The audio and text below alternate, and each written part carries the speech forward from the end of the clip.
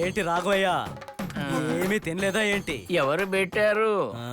ఏంట్రా రాఘవయ్యకి ఏమి ఇవ్వలేదా? ఈడు తినేశాడు. బాబు గారు, మన ఆనంద్ మనల్ని వదిలిపెట్టి వెళ్ళిపోయాడు కదా. ఎవరు చెప్పారు రాఘవయ్య? ఆనందన్న చనిపోలేదు, ఆనందన్న బతికే ఉన్నాడు. ఇలా చూడండి, చిన్ని కృష్ణ నా పేరైనా గాని ఇక నుండి నేనే ఆనందని.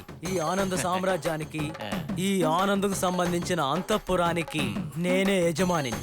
ఇక నుండి ఆనంద్ చేసేవన్నీ నేను చేస్తాను. బెస్ట్. ఈ చిన్న కృష్ణయ్యే మనకి యజమాని. అయినా నాకు చాలా భయంగా ఉంది. ఎందుకు?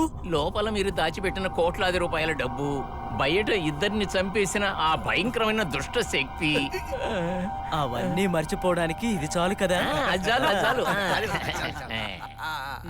అయినా అంతఃపురానికి సంబంధించిన వ్యక్తులు ఎవరైనా వచ్చి వీటిని తీసుకెళ్లే అవకాశం కూడా ఉంది. అదంతా నేను చూసుకుంటాను రాఘవయ్య. 20 సంవత్సరాలుగా రానివాడు ఎవడన్నా వస్తే ఈ అంతఃపురాన్ని నేను అమ్మేస్తాను. అయ్యగారు ఎక్కడికి వెళ్తున్నారు? ఆనంద్ వదిలేసినవి కొన్ని ఉన్నాయి కదా, అవన్నీ వేస్ట్ అవ్వకూడదు. నేను ఈ సస్పెన్షన్ని డిస్మిస్గా మారుస్తాను. కాలేజీలో మాత్రమే కాదు, నీ జీవితంలో కూడా. రేయ్! రై